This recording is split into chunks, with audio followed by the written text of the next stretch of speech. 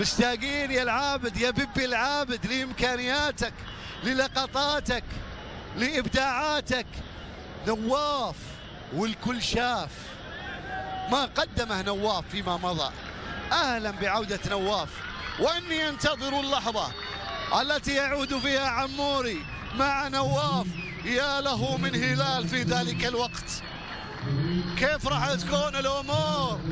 كل من سيلعب أمامهم بيقول يا الله بسترك، يا الله بسترك. مرحبا مليون بنواف العابد، ولا تسد والشكر موصول. راح تكون مباراة أيضا مرتقبة رغم أنه حقق أيضا نتيجة إيجابية خارج أرضه. اللمسة الأولى لنواف من 9 شهور، 9 شهور نواف.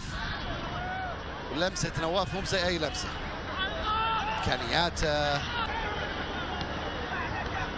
هذه الأسماء صعب يعني أنها تواصل في ذلك.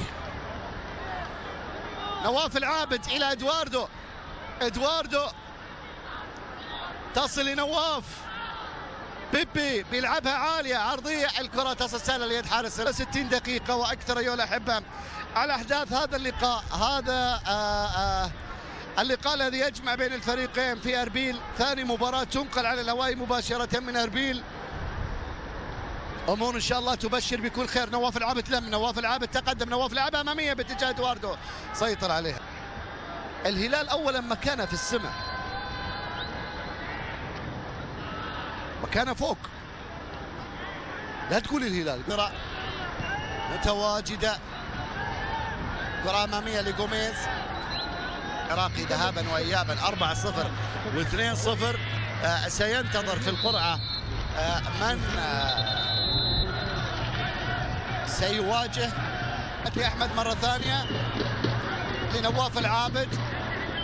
ضبط القوانين، ضبط أمور كثيرة جدا. نواف العابد بيلعبها لكن الكرة بتعدي إلى خارج الملعب.